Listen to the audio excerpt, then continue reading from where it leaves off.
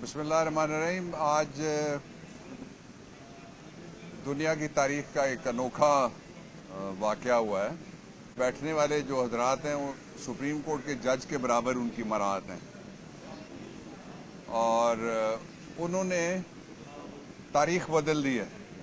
उनके लिए आइन कहता है कि वो fair, free, transparent in accordance with law election कराएंगे। उन्होंने कहा कि चूंकि बारिश हो सकती है किसी जगह, इसलिए हम इलेक्शन मुलतवी कर रहे हैं। ये अवाम के शऊर की और आइन की भी बड़ी तज़हीक है कि लोग जब वोट डालने के लिए तैयार हो गए, लोगों ने कैंपेन कर ली, तो आप कहें कि चूंकि बारिश हो सकती है और बारिश हो जाए तो शायद फिर पानी आ जाए, तो इसलिए हम इलेक्शन को मुलतवी करते हैं।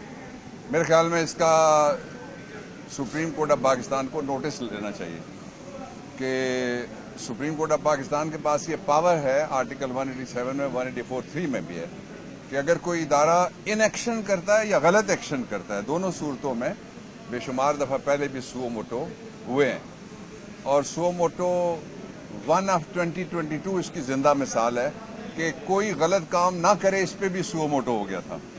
इसलिए ये केस बनता है जिसपे इलेक्शन कमीशन से पूछा जाना चाहिए कि हमारे कौम के अरबों रुपए लगते हैं जिस इलेक्शन के ऊपर, वो क्या बारिश आने वाली है इस ग्राउंड को ग्राउंड बना के, और अगर बारिश ना आई, महकमा मौसमियात की पेशन गोई गलत होगी तो फिर क्या होगा।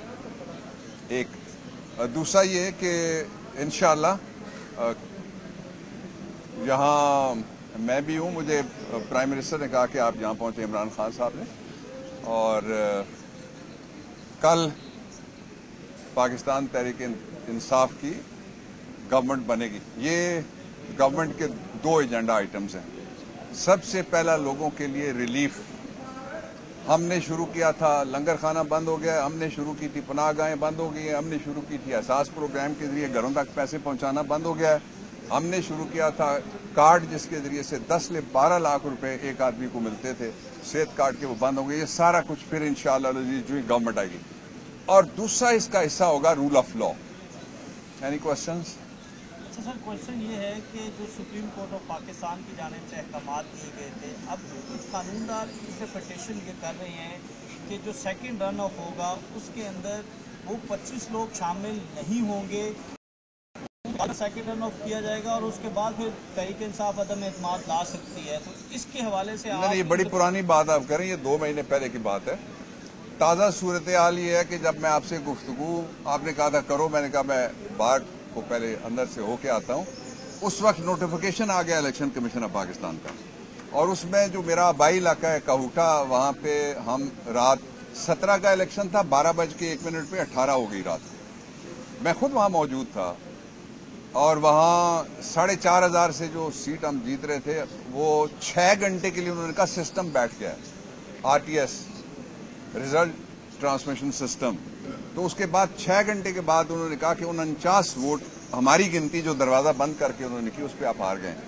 तो वो आज नोटिफाई नहीं हो सका, इसलिए कि वहाँ धांधली है और काउंटिंग जब भी होगी हम 4,500 से वहाँ पे जीते हुए हैं। तो इसलिए जो नोटिफिकेशन हुआ है उसमें मुस्लिम लीग नून की 1 सीट कम हुई है। इससे पहले हमने 5 सीटें ली हैं, स्पेशल सीटें जो है वो भी ली हुई हैं, और ये जो हमारी बाकी सीटें वो सारी की सारी नोटिफिकेशन के बाद वो सारे वोटर्स हैं और कल वो वोट डालेंगे। अब ये मैं कहना चाहता हूँ, IG पुलिस से भी कहना चाहता हूँ, चीफ सेक्रेटरी से भी मैं कहना चाहता हूँ, और वो जो बढ़के मार रहे हैं उनसे भी मैं कहना चाहता हूँ कि रास्ता रोकने की कोशिश मत करना, तो इन्हें अदालत है। अच्छा सर, एक सवाल आखिरी क्यों इतने यंग आदमी हो, सारी जिंदगी करते रहो, बोलो। सर ये बताएं कि असद जरदारी जो है वो लाहौर में बैठे हैं, तहरीक इंसाफ ने रात को एहतजाज भी किया है, क्या आपको लगता है कि कल जो गेम जो है एहतजाज हम फिर कर रहे हैं, पैसे से कोई गेम चेंज नहीं होगी। जो कहते थे कि ATM साथ हो तो कोई इलेक्शन जीतता था, वो कहते थे कि कोई चाहेगा, कोई का नाम नहीं लेते, मुन्ने का अब्बा भी नहीं कहते, मौलवी साहब, आप साहब, तो कोई चाहेगा तो कोई इलेक्शन जीतेगा। अवाम ने सबका मलिया मेट करके ऊपर से गुजर गए।